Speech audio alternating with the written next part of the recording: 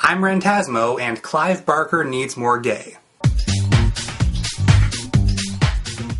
Openly gay author and film director Clive Barker has created a preposterous number of short stories, novels, and movies, most of which belong to a very specific brand of dark fantasy and horror. And I have to admit that I'm not as familiar with his entire body of work as I'd like to be. I've liked what I've read of his for the most part, but thanks to my ever-waning attention span, I'm much more familiar with his movies. A theme that shows up a lot in Barker's work, and in a lot of work by gay artists, is that theme of deviation, of people and creatures driven to the edge of society, because they're somehow different from the rest of us. One thing that Clive Barker does a lot is make his monster characters very sympathetic, even if they're the antagonist.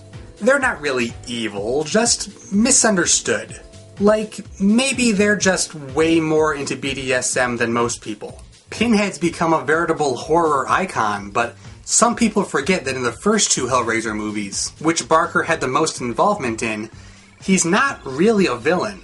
He and the other Cenobites are more like a neutral third party, who just happen to also be there. They're really just doing their job, which is to get super kinky with anyone who solves the puzzle box.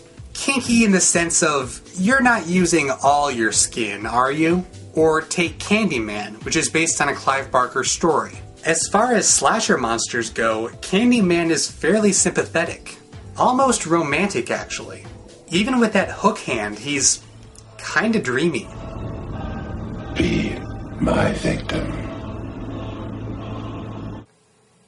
Okay. If any character is truly evil in a Clive Barker story, it's usually not because they're inhuman. Rather, it's because they're the worst of humanity. The real bad guys in Hellraiser are the unholy trinity of Frank, Julia, and Julia's shoulder pads. Shoulder pads of death! Julia is one of the few horror villains who I think would make an equally good antagonist on Designing Women.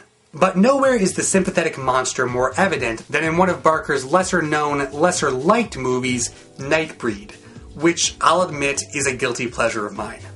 Just look at this stuff. Is it a horror movie or a production of Cats designed by H.P. Lovecraft? Actually, it's neither. Nightbreed is more of an action-adventure movie with horror themes. It's about a secret kingdom of monsters who are in fact the good guys, and the villains are the humans who hunt them down.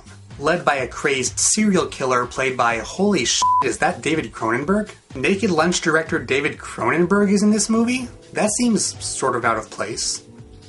Oh, never mind.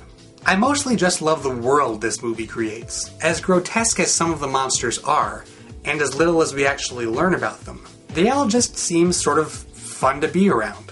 Like, I kinda wanna live in this world a little bit. I want to hang out with this guy and find out what his deal is.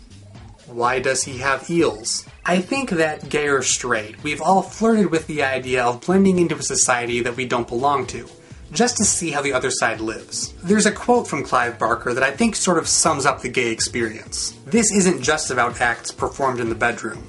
It alters your point of view, your aesthetic. Part of me wants to blend in, but part of me wants to stay separate. Because there are things about both worlds that are admirable. Barker knows that even though sexuality may not define us, it is an essential part of our identity. It's what makes us human.